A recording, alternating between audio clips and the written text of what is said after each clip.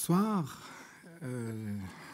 J'aime beaucoup Vassilis Alexakis et je suis bien triste d'avoir à le remplacer parce que c'est un grand honneur, mais en même temps, vous préféreriez peut-être l'entendre lui. Alors, pour me montrer un peu à la hauteur de la tâche difficile, je me suis dit que nous pourrions peut-être réfléchir ensemble à une question qui est celle de ce statut de l'auteur en littérature et plus exactement de la reconnaissance aux traducteurs du statut d'auteur. Pour beaucoup de gens qui sont ici, parce qu'il y a des traducteurs, des éditeurs, et puis parce que si on vient à un printemps de la traduction, même si on n'a jamais traduit soi-même, et si on est lecteur, on est déjà sensibilisé au fait qu'est la traduction. Mais cette sensibilisation, elle est encore insuffisante. Et la reconnaissance du statut d'auteur au traducteur est toujours problématique. Elle l'a été très très longtemps.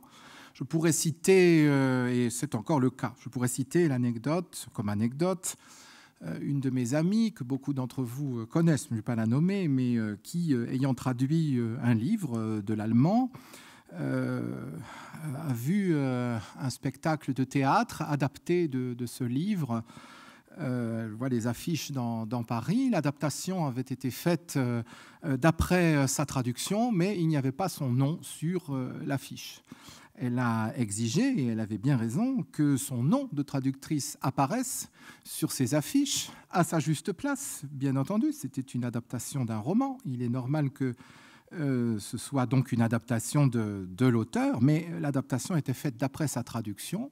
Et donc, elle a demandé à ce que son nom apparaisse. Et elle s'est entendue répondre, ça a été assez vif comme échange, elle s'est entendue répondre par le metteur en scène, qui était sans doute pas très content que quelqu'un proteste, parce qu'il fallait refaire les affiches. Pour moi, un traducteur ne sera jamais un auteur.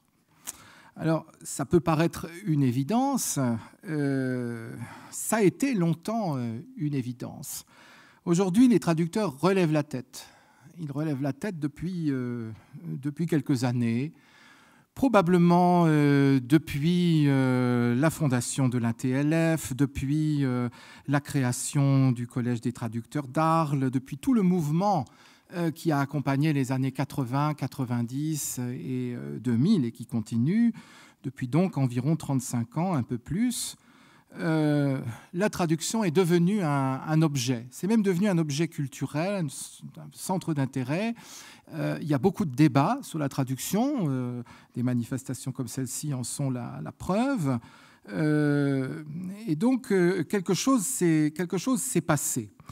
Il faut se souvenir que ce qui s'est passé, d'ailleurs, je vais vous parler de l'histoire des traductions dont je m'occupe, le volume sur le XXe siècle n'est pas encore paru, mais il est très avancé, et en travaillant avec des spécialistes autour de moi, nous sommes plusieurs, à cette histoire de la traduction au XXe siècle, nous nous sommes rendus compte qu'une date fondamentale était 1981, car lorsque François Mitterrand est élu président de la République, lorsque Jack Lang est nommé ministre de la Culture, pour la première fois, le directeur du Centre national du livre, directeur du livre plutôt, au ministère de la Culture, va être un traducteur, c'est Jean Gattegno.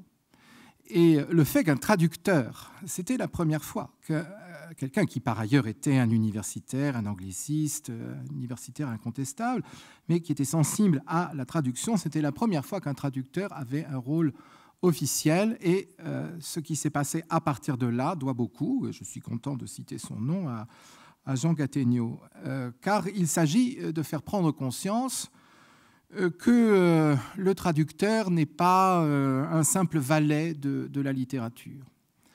Or, nous allons à l'encontre, et ça c'est vraiment une tradition occidentale, nous allons à l'encontre, si nous regardions la Chine, ce ne serait pas la même chose, nous avons une tradition très forte de dévalorisation de la traduction. Dire du mal des traductions, c'est presque un lieu commun. C'est un lieu commun qui a fourni même parfois des choses assez amusantes, savoureuses. Le traducteur et le fameux jeu de mots, traducteur traître, traduttore et traditore, est devenu un lieu commun et pèse sur le traducteur. Je ne pouvais pas résister au plaisir, pour vous détendre un peu, parce qu'il ne faut pas qu'une conférence inaugurale soit un peu trop sérieuse, de vous lire un passage amusant des lettres persanes de Montesquieu, que vous connaissez peut-être, mais on le réentend toujours avec plaisir. C'est la lettre 129, où il y a cette petite anecdote assez amusante. Le narrateur rencontre un personnage sur le pont Neuf, c'est un géomètre, il le suit. Et voilà le géomètre donc qui se heurte avec un autre homme dans une rue de Paris. Quand ils furent un peu revenus de leur étourdissement, cet homme, portant la main sur le front, dit au géomètre : « Je suis bien aise que vous m'ayez heurté, car j'ai une grande nouvelle à vous apprendre. Je viens de donner mon Horace au public. » « Comment ?» dit le géomètre. « Il y a 2000 ans qu'il y est. » « Vous ne m'entendez pas, dit l'autre. C'est une traduction de cet ancien auteur que je viens de mettre au jour. Il y a 20 ans que je m'occupe à faire des traductions. « Quoi, monsieur ?» dit le géomètre. « Il y a 20 ans que vous ne pensez pas? Vous parlez pour les autres et ils pensent pour vous ?»« Monsieur, dit le savant, croyez-vous que je n'ai pas rendu un grand service au public de lui rendre la lecture des bons auteurs familières? Je ne dis pas tout à fait cela. J'estime autant qu'un autre les sublimes génies que vous travestissez. Mais vous ne leur ressemblerez point. Car si vous traduisez toujours, on ne vous traduira jamais. Les traductions sont comme ces monnaies de cuivre, qui ont bien la même valeur qu'une pièce d'or, et même sont d'un plus grand usage pour le peuple, mais elles sont toujours faibles et de mauvais aloi. Vous voulez, dites-vous, faire renaître parmi nous ces illustres morts, et j'avoue que vous leur donnez bien un corps, mais vous ne leur rendez pas la vie, il y manque toujours un esprit pour les animer. Que ne vous appliquez-vous plutôt à la recherche de tant de belles vérités qu'un calcul facile nous fait découvrir tous les jours. » Après ce petit conseil, ils se séparèrent, je crois, très mécontents l'un de l'autre. Il ne faut pas prendre ce texte de Montesquieu au premier degré. Il faut bien penser que les lettres persanes sont présentées par Montesquieu comme une traduction. Il prétend n'en être que le traducteur. Il prétend les avoir traduites du persan. Bien sûr, c'est faux. Et c'est intéressant de penser que Montesquieu vit dans une époque où, d'ailleurs, la traduction est bien plus estimée qu'elle ne l'a été par la suite. La dévalorisation de la traduction, elle remonte à la plus haute Antiquité, d'une certaine manière. Cette histoire, cette métaphore du change, de la monnaie. Vous me donnez une monnaie et je vous rends une autre monnaie. On la trouve déjà implicite dans le texte de Cicéron sur la traduction. On la retrouve chez Saint Jérôme, elle court tout le Moyen-Âge et pendant tout le Moyen-Âge, et Montesquieu sait très bien ce qu'il fait quand il cite ce type d'image. La même chose se trouve, par exemple, dans Don Quichotte. Vous avez peut-être le souvenir qu'à la fin de la deuxième partie, pas très longtemps avant la fin d'ailleurs, Don Quichotte rentre dans une imprimerie. Et dans une imprimerie, il y a là un traducteur. Un traducteur qui d'ailleurs fait imprimer lui-même à ses frais son travail parce qu'il préfère toucher la totalité des droits, la totalité du produit de la vente, plutôt que de céder sa traduction à un libraire. Je rappelle qu'à l'époque, il n'y avait pas de pourcentage ni d'avance. On cédait ses travaux, même les auteurs cédaient leurs textes pour un forfait, et après le libraire faisait ce qu'il voulait. Et là aussi, Don Quichotte se moque, donc Cervantes à travers lui, se moque à demi-mot du traducteur. Voilà un tout petit extrait de ce passage. Et d'ailleurs, dans cette imprimerie, on est en train de fabriquer une contrefaçon de Don Quichotte aussi, que d'ailleurs Cervantes exécrait. Et c'est le moment où il dénonce justement celui qui a cru, l'auteur qui a osé écrire une suite, alors que c'était lui, donc évidemment Cervantes, qui préparait son tome 2. Et le tome 1 avait eu tellement de succès qu'il y avait déjà eu une seconde partie illicite. Mais voilà Don Quichotte qui se moque de la traduction, après avoir demandé au traducteur des choses tellement évidentes, surtout qu'il s'agit d'un traducteur d'italien, et qu'en castillan et en italien, les mots peuvent, langue latine, se ressembler, et donc c'est facile, évidemment, de se moquer. Que de talents perdus, s'écrie Don Quichotte, que de vertus méprisées, que de génie incompris. Cependant, et tout le sel est dans le cependant, il me semble que traduire d'une langue dans une autre, à moins que ce ne soit des reines de toutes les langues, la grecque et la latine, c'est comme quand on regarde les tapisseries de Flandre à l'envers. On voit bien les figures, mais elles sont pleines de fils qui les obscurcissent et ne paraissent point avec l'uni et la couleur de l'endroit. D'ailleurs, traduire d'une langue facile et presque semblable, cela ne prouve pas plus de l'esprit et du style que de copier et transcrire d'un papier sur un autre. Je ne veux pas conclure néanmoins que ce métier de traducteur ne soit pas fort louable, car enfin, l'homme peut s'occuper à de pires choses. Mais, là encore, ne prenons pas ce passage au second degré. Comme pour Montesquieu et pour les lettres persanes, n'oublions pas, mais on l'oublie toujours, que Don Quichotte est une traduction. Et que d'ailleurs, Cervantes rappelle à bien des endroits le fait qu'il s'agit d'un manuscrit mauresque, qui est donc traduit de l'arabe en espagnol. L'auteur du texte arabe s'appelle Cid Ahmed Ben Engeli, et on a beaucoup discuté sur le sens ésotérique que ce nom peut avoir. Cet auteur fictif, qui aurait fait un original, le narrateur de Don Quichotte ne se prive pas par moment de dire là, le traducteur saute quelques chapitres car c'est très ennuyeux et allons tout de suite à ce qui est vraiment intéressant car notre lecteur se demande sans doute ce que Don Quichotte venait faire dans ce village, etc. Et c'est une traduction, Don Quichotte, sauf que c'est une traduction d'un original qui n'existe pas. C'est une traduction fictive, comme les lettres persanes, et en fait comme un certain nombre de textes, ce qui bien sûr peut avoir beaucoup de sens ironique, mais qui prouve bien aussi que derrière la dévalorisation de la traduction, le phénomène de la traduction permet aussi de jouer avec cette question du texte premier et du texte second. On se rassure avec les traductions, et c'est pour ça que la traduction est ignorée. Maurice Blanchot, dans un texte célèbre intitulé « Traduire », que vous trouverez dans le recueil d'articles de Blanchot intitulé « L'amitié », et qui est une discussion de la première traduction de l'essai de Walter Benjamin, devenu très célèbre sous le titre « La tâche du traducteur », Blanchot dit que les traducteurs sont véritablement les acteurs invisibles de la littérature. Et de fait, le traducteur est invisible. Et il est invisible parce qu'on se rassure en pensant que c'est l'auteur qu'on lit. Vous pensez que vous lisez Tolstoï.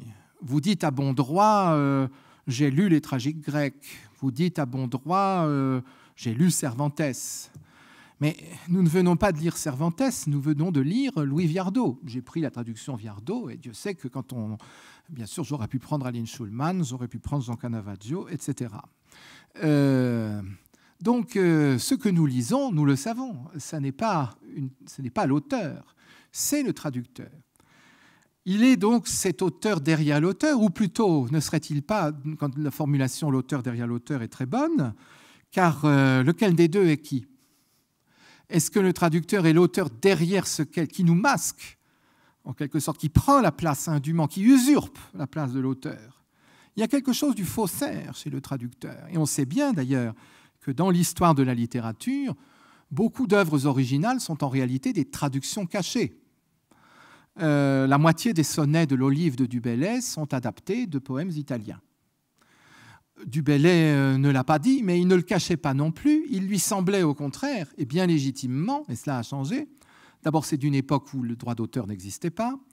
Et ensuite, il lui semblait bien légitimement que le travail du passage de l'italien au français légitimait qu'il signe de son nom les sonnets de l'Olive, parce que le travail d'adaptation, le travail de passage d'une langue à l'autre était suffisant pour que l'objet nouveau, le sonnet de Du Bellay, soit bien de lui, même s'il y avait un modèle. C'est donc de l'ordre de l'imitation.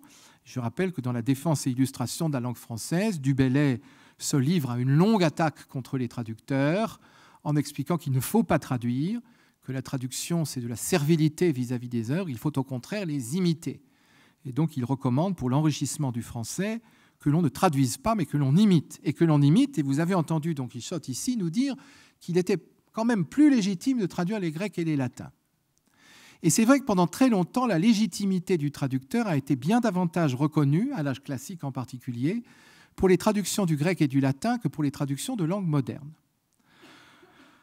Au XVIIe, au XVIIIe siècle, on pouvait rentrer à l'Académie française en tant que traducteur. C'est en tant que traducteur que l'abbé Jacques Delille est entré à l'Académie française pour sa traduction des Géorgiques de Virgile. Il est d'ailleurs un peu oublié en tant que poète, mais en tant que traducteur, que je sache, je crois que sa traduction des Géorgiques est toujours celle que l'on trouve en poésie Gallimard. Et elle est de fait absolument remarquable.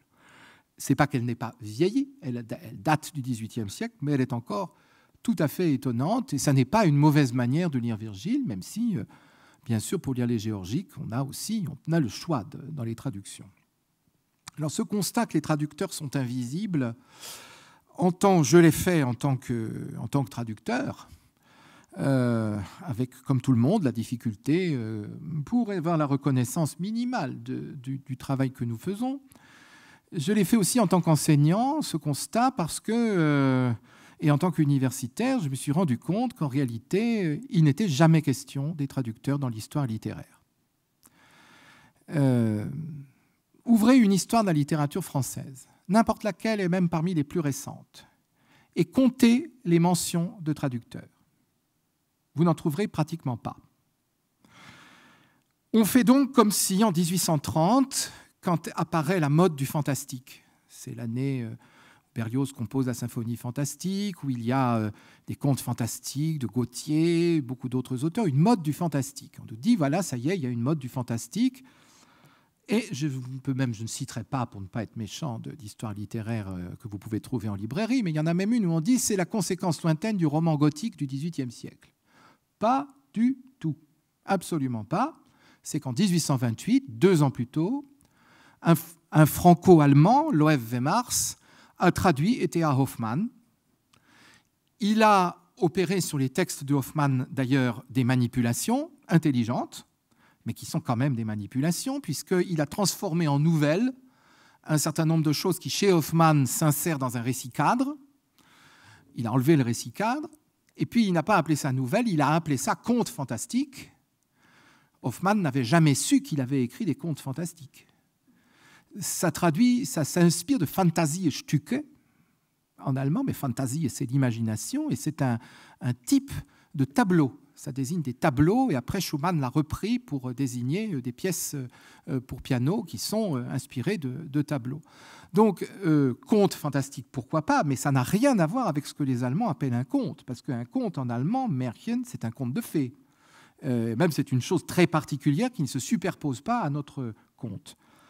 De sorte qu'il faut savoir, est-ce qu'il faut traduire Märchen par conte? Ça, c'est très intéressant, mais on n'entre pas dans cette question. Les germanistes le font suffisamment. En tout cas, Hoffmann n'a jamais écrit de contes fantastiques. Mais oui, mais lui, en France, il est devenu, grâce à Loew Wemars, l'auteur d'une chose qu'on appelle les contes fantastiques. Et après Gautier, et après plein d'autres auteurs qui vont écrire du fantastique. Mais le mot est inventé par un traducteur, fantastique, dans ce sens-là. Et ça nous est resté, on parle de littérature fantastique. Alors vous voyez, l'histoire littéraire qui méconnaît que cette vogue du fantastique en France est née d'une traduction se trompe complètement. Elle ne peut pas comprendre le phénomène. Elle attribue au romantisme français quelque chose où elle croit que ça vient d'Angleterre alors que ça vient d'Allemagne. Et surtout, dans l'actualité littéraire de l'année 1828, 29, 30, quand les gens de bonne volonté, l'ami lecteur, comme on dit, allaient dans une librairie, bien sûr qu'ils voyaient des livres français, ils voyaient des pièces de théâtre, ils voyaient des nouvelles, ils voyaient des romans. Bien sûr qu'il y avait Hugo, il y avait Musset, mais il y avait aussi des traductions. L'actualité littéraire, ce que les gens lisaient, c'était côte à côte sur la table du libraire. Je ne sais pas comment étaient faites les librairies en 1830. Je ne sais pas si c'était des tables, je ne sais pas si on séparait la littérature française de la littérature étrangère comme le font les libraires aujourd'hui, mais ce que je sais, c'est que dans les mêmes lieux et au même moment paraissaient, et les comptes rendus dans les journaux ou les revues parlaient de livres qui étaient aussi bien des livres étrangers que des livres français. Eh bien cela, une histoire de la littérature française n'en tient strictement aucun compte, de sorte qu'il y a des phénomènes entiers de l'histoire littéraire qui sont incompréhensibles. Et j'irai même un peu plus loin, je dirais que bien souvent on méconnaît la part que les traducteurs ont dans la création de la langue. On fait comme si la langue était le produit des écrivains. Et on a tout à fait raison. Les écrivains, on a raison, bien sûr, de faire le dictionnaire à partir des auteurs. Vous ouvrez le Robert, vous ouvrez, contrairement au dictionnaire de l'Académie française, qui est un dictionnaire qui ne cite jamais d'auteur, les dictionnaires en particulier depuis Littré, Robert, cite des auteurs pour montrer l'emploi des mots. Il ne cite pratiquement jamais de traduction. Jamais. Or, un très grand nombre de néologismes sont venus de traduction. On le reconnaît quand ces néologismes sont aussi dus à de grands écrivains. Par exemple, le mot « modernité » a été inventé par Baudelaire, qui était traducteur d'anglais.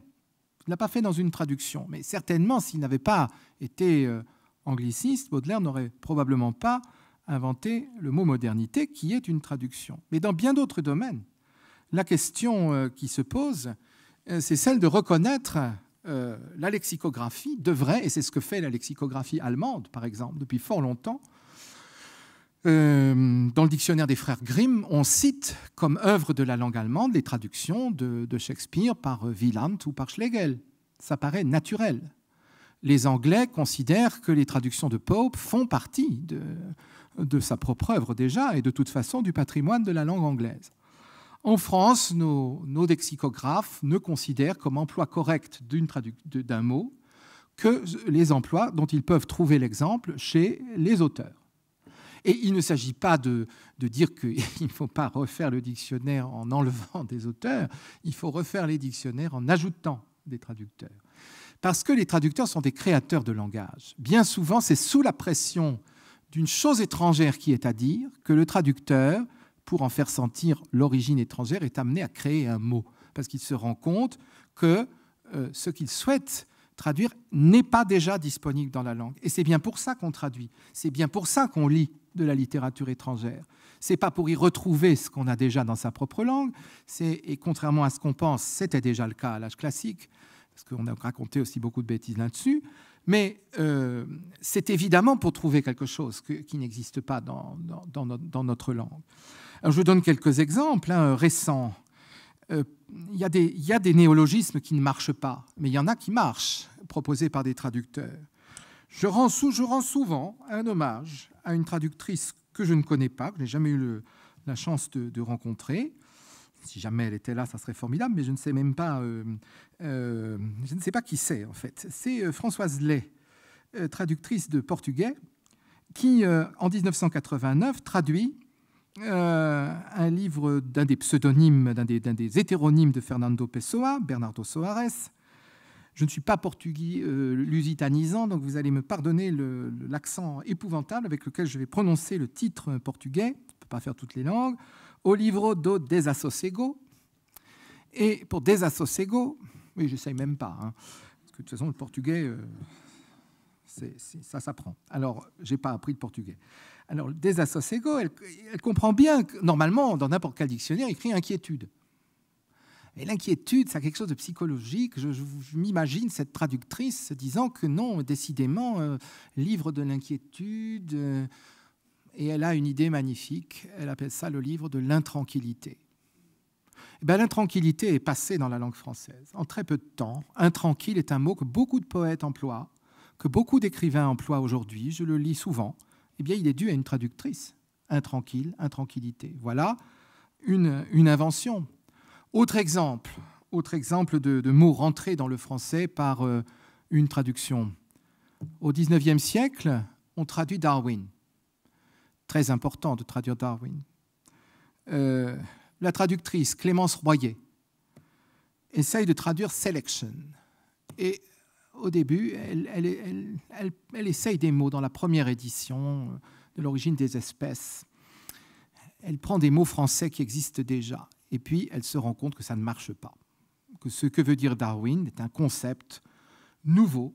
Et elle choisit de franciser le mot anglais. Et elle invente en français le mot sélection, qui existait déjà d'une certaine manière, puisque c'est un mot d'origine latine en anglais. L'anglais étant fait de deux sortes de vocables, elle a la chance peut-être qu'il s'agisse d'un mot d'origine latine. Mais enfin, elle fait sélection. Nous devons donc le mot sélection en français à une traduction, à une traductrice, Clémence Royer, mais aussi c'est intéressant pour comprendre le sens du mot sélection en français, de savoir que ce mot est entré dans la langue française à l'occasion de la traduction de Darwin. Ça nous dit des choses sur l'emploi de ce mot, jusqu'à aujourd'hui, y compris dans le monde de l'entreprise. C'est la lutte vitale, la lutte pour la vie, la lutte pour la survie des espèces. Alors si le dictionnaire nous disait ça, il nous dirait quelque chose d'intéressant. Eh bien, il ne nous le dit pas. Alors comme tout ceci n'est pas connu, vous savez, un de mes vieux amis disait j'ai écrit ce livre parce que je suis allé dans une librairie et je ne l'ai pas trouvé. Alors j'ai décidé de le faire. Bon, moi je n'ai pas cette prétention, mais nous sommes quelques-uns à nous être dit que décidément il fallait faire une histoire de la traduction. C'est d'ailleurs ce que déjà Antoine Berman disait dans la préface de son tout premier livre, L'épreuve de l'étranger, qu'il allait falloir un jour faire une histoire de la traduction, car on n'a sur cette histoire de la traduction que des idées fausses. L'idée reçue selon laquelle les traductions anciennes seraient toutes infidèles, par exemple, c'est complètement faux. Encore faut-il aller voir. Et puis, qui étaient les traducteurs? Les traducteurs ne laissent pas de place, ne laissent pas de traces dans l'histoire. Ils en laissent très peu. Ils en laissent quand ils ont eu d'autres fonctions, qu'elles soient officielles ou qu'ils aient eu une œuvre propre à côté. Mais ce n'est pas le cas de tous les traducteurs. Il y a des traducteurs qui sont aussi écrivains, et il y a aussi des traducteurs qui ne sont que traducteurs. Ceux-là, l'histoire littéraire les néglige, les oublie. Alors c'est pour ça qu'il fallait essayer d'entreprendre une histoire des traductions, et c'est ce que j'ai essayé de faire avec mon ami et collègue Yves Chevrel, en lançant, alors je ne vais pas résister au plaisir de vous les amener, parce que vous voyez que ce ne sont pas des petits livres, en voilà deux, une histoire des traductions en langue française, parce que nous avons considéré que l'unité intéressante, c'était la langue et pas le pays, et que le français est une langue qui s'est écrite et dans laquelle on a publié hors de France. Le but de cette histoire, c'est de faire reconnaître que l'histoire littéraire traditionnelle est fausse, qu'il faut la réécrire, et qu'on ne peut pas éliminer la traduction de l'histoire, de la pensée, car nous avons quitté le seul champ de la littérature et nous nous sommes intéressés à la traduction dans tous les domaines. La traduction de la Bible, évidemment, la traduction des livres religieux, on a traduit le Coran bien plus tôt en France qu'on ne pourrait le croire, sauf ceux qui savent, bien sûr, que c'est Durier au XVIIe siècle. On a donc étudié la traduction de la philosophie, du droit, des sciences, et pas seulement la poésie, le théâtre et le roman.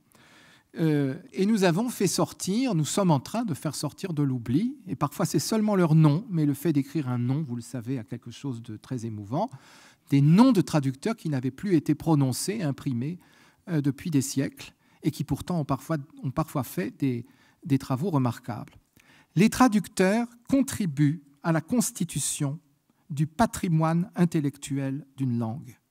Il faut bien dire qu'une langue véhicule, par l'ensemble des écrits qui sont faits dans cette langue, des idées, des concepts, et elle se nourrit de ce qu'on peut appeler, je ne vois pas d'autre terme pour éviter justement de réduire la traduction à la traduction littéraire, pour y intégrer l'histoire, les sciences humaines, le droit, la science, parce qu'il y a des traducteurs dans tous ces domaines, le journalisme, la publicité, pour le XXe siècle, la bande dessinée, la chanson, le cinéma, l'opéra, l'opérette, etc. Tout ce que vous voulez, nous essayons de parler de tout. On n'y arrive pas, mais l'utopie fait vivre. Et donc, ce patrimoine intellectuel, on ne peut pas le réduire au seul créateur. Ça prouve bien, c'est ça la vraie preuve que le traducteur a le statut d'auteur. C'est qu'il est, bien sûr, il n'est pas exactement un écrivain. En tant que traducteur, il serait plutôt, disons, un réécrivain. Mais tout de même, c'est une forme de l'écriture sous contrainte. C'est une forme de la réécriture. Et d'ailleurs, ce qui nous apparaît en plongeant, comme nous l'avons fait dans le XVIe, XVIIe, XVIIIe, XIXe siècle, mais surtout à l'âge classique, c'est qu'il y a beaucoup de cas où il est très difficile de faire le départ entre traduction et création, entre la traduction et l'imitation. Je vous parlais de Du Bellay, par exemple. Du Bellay, après avoir dit pique-pendre de la traduction dans la défense de la langue française, s'est mis à traduire pendant les dernières années de sa courte vie. Et d'ailleurs, il publie ses traductions de Virgile avec une préface en disant « J'ai dit qu'il ne fallait pas traduire, mais tout le monde peut changer d'avis. » Sauf que sa traduction de Virgile, elle est beaucoup moins fidèle que certaines imitations qu'il a faites dans des sonnets, notamment dans les Antiquités de Rome, où il suit beaucoup plus fidèlement le texte de Virgile qu'il ne le fait dans ce qu'il présente comme une traduction. Donc ces phénomènes sont extrêmement intéressants, et simplement la traduction nous inquiète.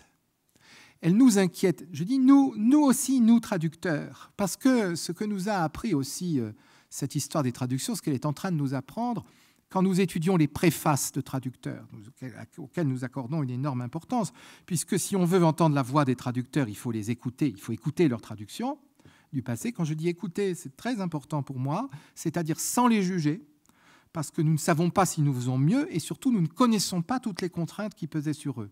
Donc, essayons de comprendre déjà pourquoi ils ont fait ce qu'ils ont fait, et qui peut-être nous paraît à nous, dans un second temps, peu défendable. Ça arrive quand même, bien évidemment. Mais avant, essayez de comprendre. Ce que nous découvrons, c'est que les traducteurs donc, prennent la parole dans des préfaces, des dédicaces, des notes aussi. En fait, le traducteur est toujours présent dans son texte. C'est très rare qu'une traduction soit publiée blanche comme ça, sans rien. Ça arrive, mais ce n'est pas si fréquent au fond. Et ce que les traducteurs font quand ils prennent la parole, c'est qu'ils sont tellement imprégnés de cette tradition de dévalorisation de la traduction qu'ils s'excusent d'avoir traduit.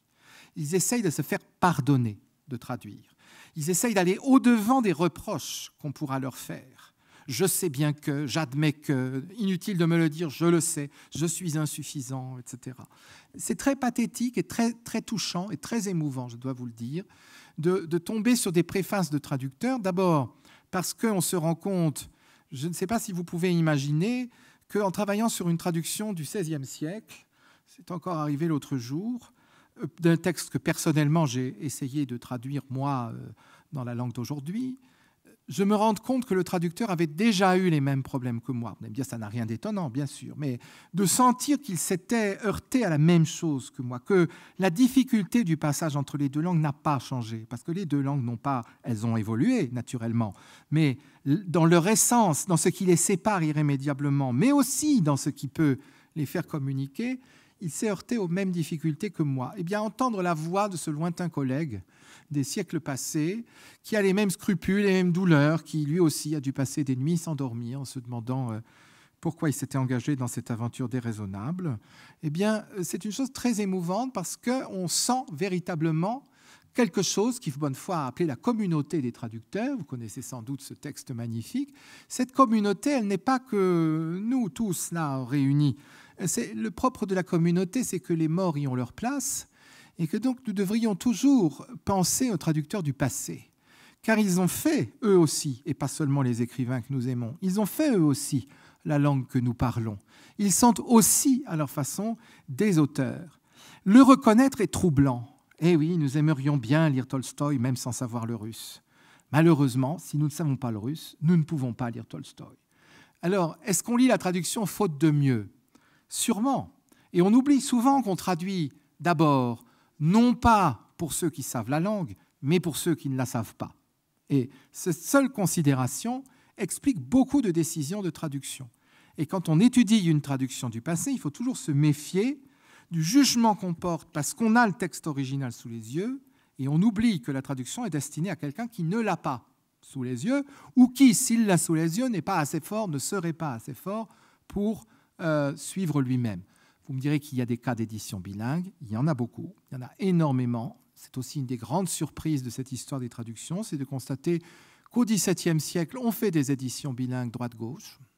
Et ça ne date donc pas du tout des 2 derniers siècles ou du dernier siècle. Elles sont moins nombreuses, c'est vrai, mais il y a beaucoup de manières de présenter le texte original. On se fait beaucoup d'illusions sur les traductions du passé. On les dévalorise encore plus à l'intérieur même de la dévalorisation de la traduction. On dévalorise les traductions du passé comme si elles vieillissaient. C'est vrai qu'elles vieillissent, mais les œuvres aussi, elles vieillissent. Et elles font partie de l'histoire, de la connaissance qu'un peuple a des autres peuples, qu'un lecteur a des autres littératures. Donc tout ceci est passé sous silence, tout ceci a été réprimé parce que c'est rassurant. Quand nous lisons un texte traduit, nous lisons l'auteur et nous lisons le traducteur. Et malheureusement, il n'y a pas d'électrolyse possible qui nous permettrait de séparer, si j'ose dire, l'hydrogène de l'oxygène. C'est-à-dire que le texte que nous avons sous les yeux, il est indissolublement des deux. C'est l'auteur et le traducteur. C'est pour ça que L'auteur derrière l'auteur, oui, pourquoi pas, jolie formulation, mais c'est aussi l'auteur à côté de l'auteur. On a dit tout à l'heure que je dirigeais une collection qui s'appelle Der Doppelgänger, que personne ne comprend. On m'avait demandé pour cette collection de trouver un nom allemand. Alors, pas facile de trouver un nom allemand que les Français comprennent, donc ça ne va pas trop marcher. Mais mon idée, c'était le double. Est-ce que ça veut dire le double? Mais en allemand, ce qui est beau, c'est que le double, c'est celui qui met ses pas dans les pas. C'est celui dont le pas, gang, redouble. C'est le marcheur qui marche à côté de vous, dont la marche redouble la vôtre. Eh bien, traduire, c'est mettre ses pas dans les pas d'un auteur. C'est refaire tous les mouvements qu'il a faits. C'est donc en être aussi le lecteur. Le traducteur est même, je dirais même qu'il n'y a peut-être qu'un seul véritable lecteur. À part le copiste, il y aura Pierre Ménard, auteur du Quichotte, dans cette session de printemps, donc je trouve que c'est un magnifique choix, parce qu'il n'y a que deux seules personnes qui ont refait pas à pas le chemin de l'auteur. C'est le copiste, effectivement, dont le rôle a été immense en Occident et qui a été remplacé par l'imprimerie, et puis le traducteur, car le traducteur est probablement le seul lecteur d'un texte à en avoir lu le moindre mot.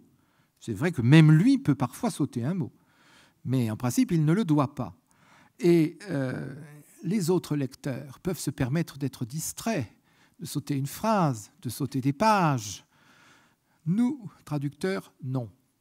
Alors, dans cette servitude volontaire qu'est la traduction, car c'est certainement, évidemment, une forme de service, malgré tout, c'est un service qui est au service de la création. C'est-à-dire qu'il s'agit de faire renaître l'œuvre dans notre langue. Et si ça n'est pas une recréation, la traduction est mauvaise. Donc il faut que le traducteur, dans un mouvement paradoxal et double, à la fois s'affirme et s'efface comme auteur. C'est ça le paradoxe de la traduction. C'est cette affirmation et cet effacement. C'est cette dualité, car aucun traducteur, un traducteur met son point d'honneur à ne rien ajouter et à ne rien enlever, mais en même temps, il a effectivement écrit de sa main, ou de ses doigts si c'est à l'ordinateur, ou à la machine à écrire. Enfin, tout traducteur depuis toujours a écrit, réécrit entièrement un texte dont il n'est l'auteur qu'à moitié, mais certainement au moins pour une moitié. Alors c'est ce fait dérangeant que l'histoire refuse, que l'histoire de la littérature refuse, mais aussi l'histoire des disciplines. Tout à l'heure, avant cette conférence, j'évoquais la question de la traduction de la philosophie. Personne ne se demande comment la philosophie est traduite.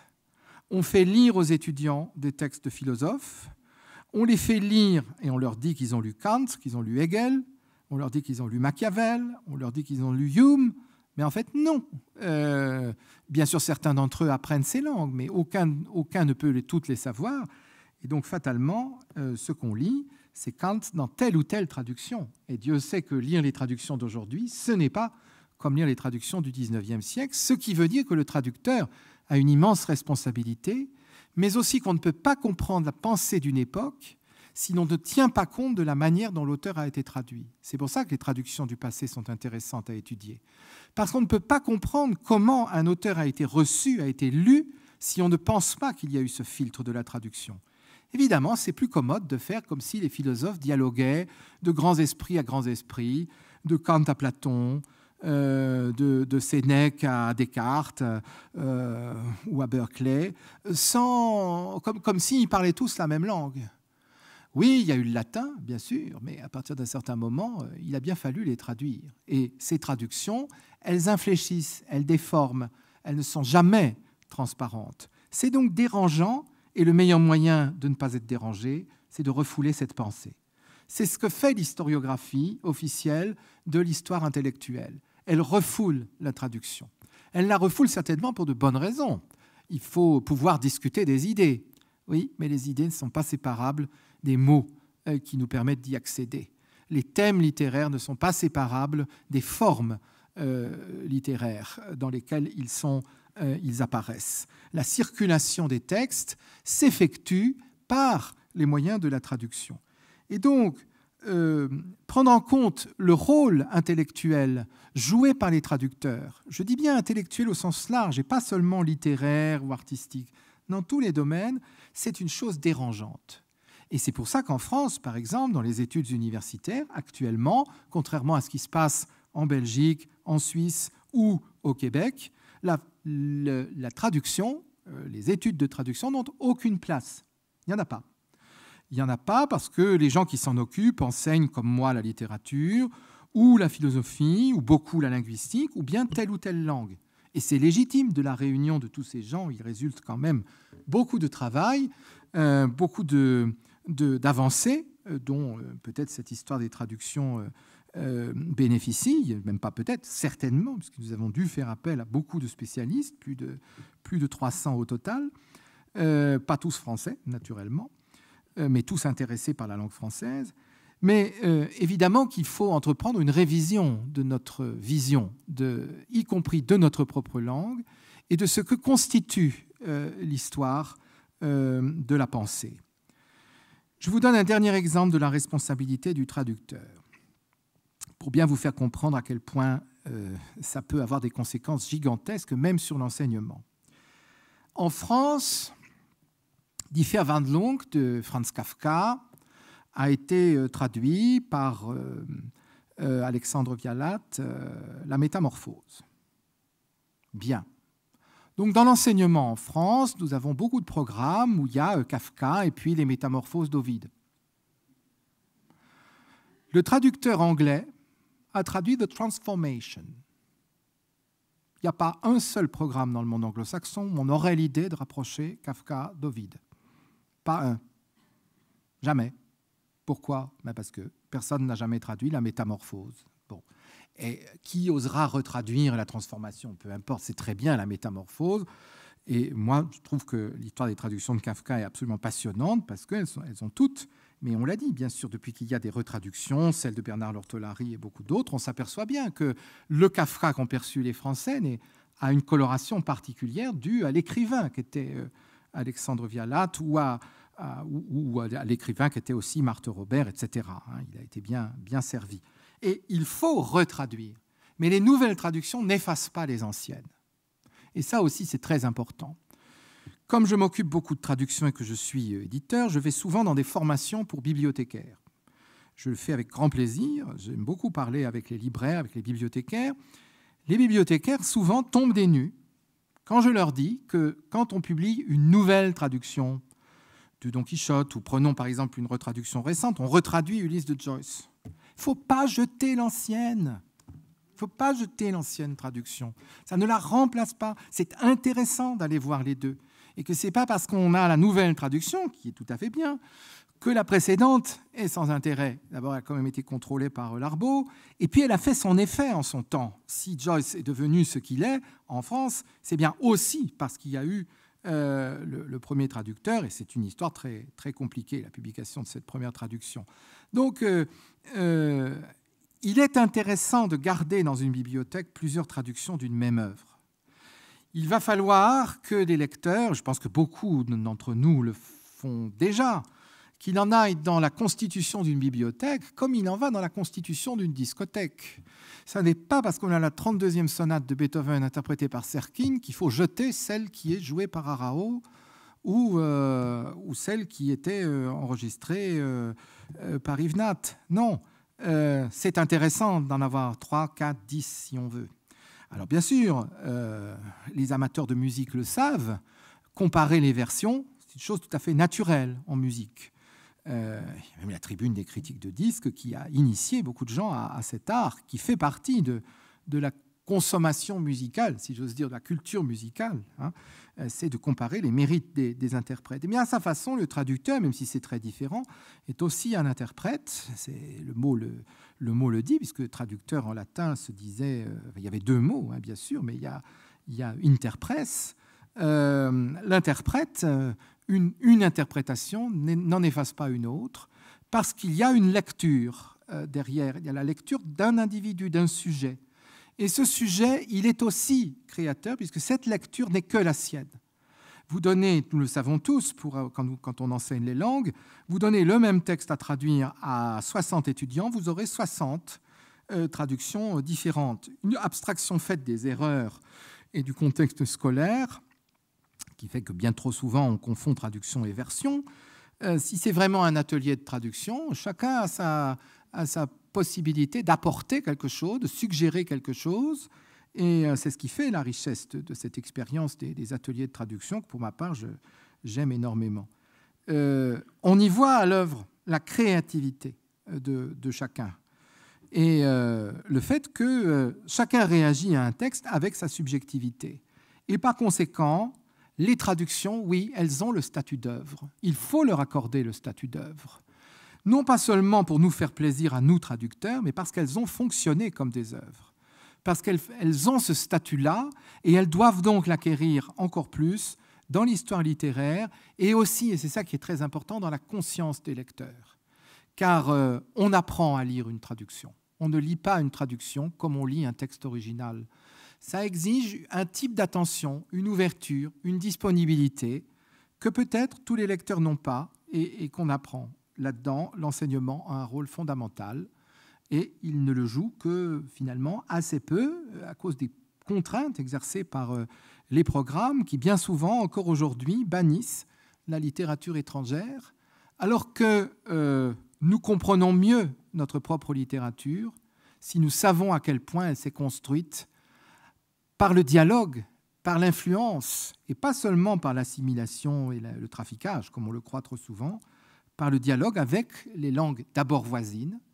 Dans l'histoire des traductions, on commence par traduire les pays proches, et puis, depuis déjà pas mal de temps, peut-être depuis l'école des jeunes de langue, fondée par Colbert, l'ancêtre de nos langues orientales, de plus en plus lointaines.